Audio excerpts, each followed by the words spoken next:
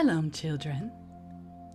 Last week we left Joseph, the governor of Mitzrayim, serving a delicious meal to his brothers. Do you remember who got 5 times as much food as any of the others? That's right, it was Benjamin, the youngest.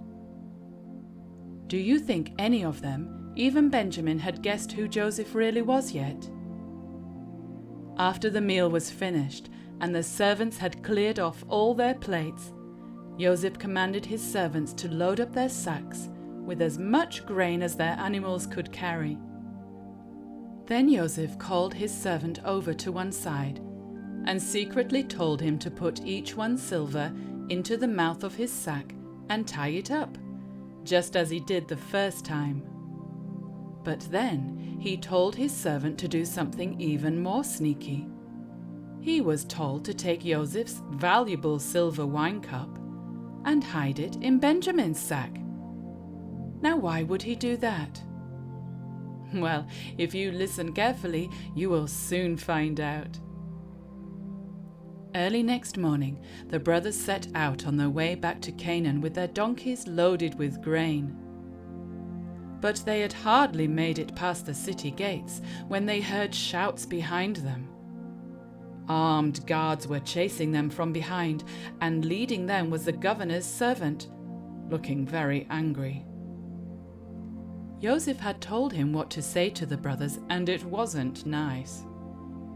"My master was good to you, but you have paid him back by doing evil," yelled the servant. "His personal wine cup is missing. Why did you think you could get away with stealing it?" The brothers gasped. "Why, we would never do such a thing to your master.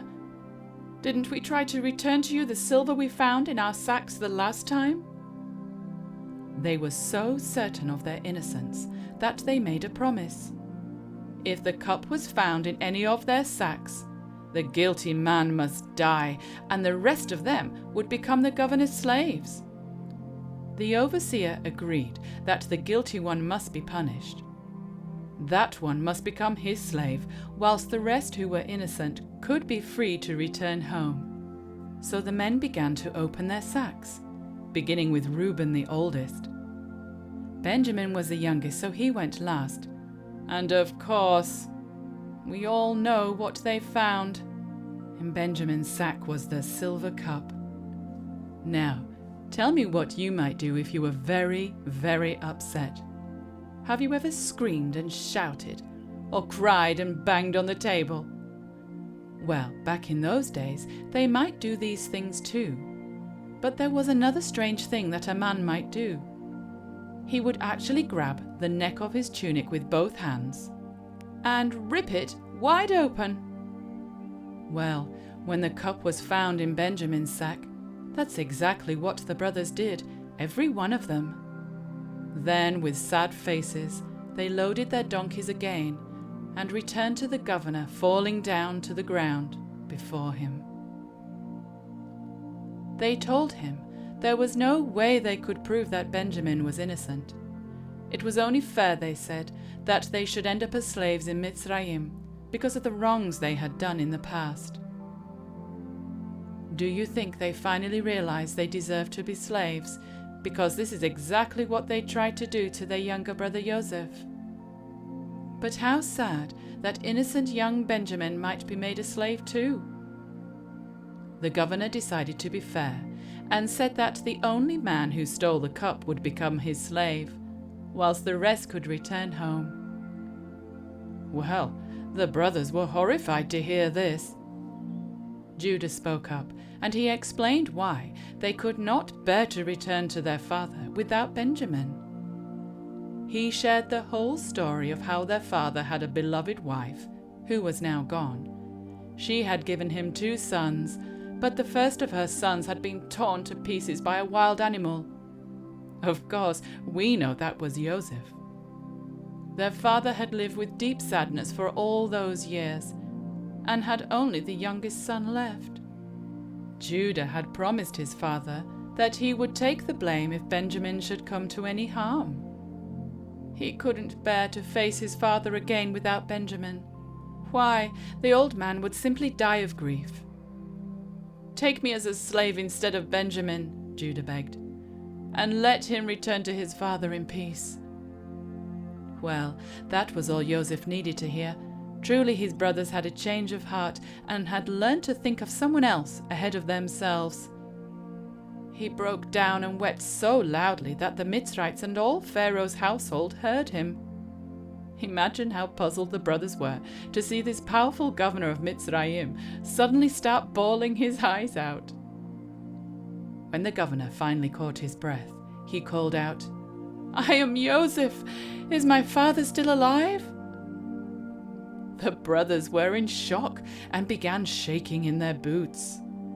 How on earth could this powerful Mitzrite possibly be their long-lost brother Joseph, the slave boy? Now, he could have killed them on the spot for what they did to him. But instead, they heard Joseph's tender voice, asking them all to come near. When they had gathered around him, he said, "Yes, I am Joseph, your brother, the one you sold into slavery. Please don't be upset with yourselves because you sold me here. Because I now understand that Elohim sent me ahead of you in order to keep many people alive."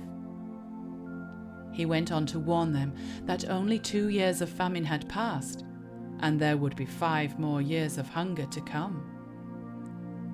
And now, he said, it was in his power to help them stay alive because Pharaoh had made him a ruler over all the land of Mitzrayim. He assured them that he was not bitter or angry, because Elohim had sent him ahead of them, so that he could save their lives and the lives of the whole clan of Jacob. "Hurry back to Canaan," Joseph said, "and tell our father to gather up the whole family, you, your wives, your children, your flocks, and your herds. I have already picked out a place for you to settle in, the region of Goshen, where there is room for all your animals and space to build homes. You all need to be here with me so I can protect you and provide for you all." Then Joseph kissed Benjamin and hugged him, and after that he kissed and hugged all his brothers. The scriptures tell us that after all this kissing and hugging, the brothers spoke with Joseph. You see, they weren't bowing down and trembling anymore, but talking with him the way friends talk to each other. Instead of blaming his brothers for doing something awful, Joseph gave honor to Elohim for bringing about a way to keep them all alive. Today's story helps us to understand how loving our Elohim really is. He turned around Joseph's life of suffering and used it to make way for something very, very good and life-giving. Joseph was glad he had trusted Elohim through all those hard years. Well, children, we have come to the end of our story for today.